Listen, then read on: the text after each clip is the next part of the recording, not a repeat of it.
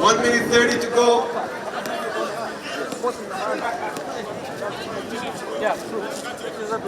So guys.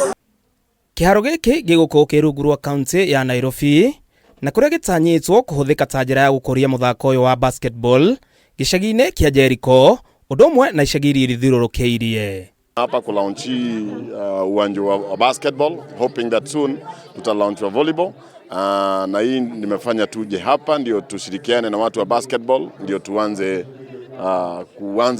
kuchezea uwanja wa basketball. Akithia akiharo giki kabuni ya NBA no nyitaniri na kabuni ya Hennessy nimeranire gwaka iharo ta ici ingi kaunti-ini ya Nairobi udomwe na icigo ingi guku bururi-ini. Is a unique artistic initiative that brings the spirit of the NBA to local communities.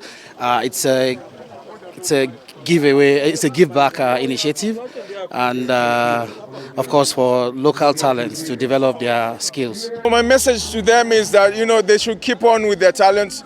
Whatever talent you have or whatever you discover about yourself, just go ahead with it. As me as an artist, I was exposed to a couple of courts like this, but this is like a better sport because na kwa kaunti-ini wa Uasin Gishu gucanio cia mubira wa volleyball cia Governors Cup na irira kuruhanagia athaki mari na wathe nitirirwo muthe wa umuthi. Muthi uyu ni twahota gukorwo tukimenya namba 1 namba 2 na 3 na 4 na ningi ni tukoretwo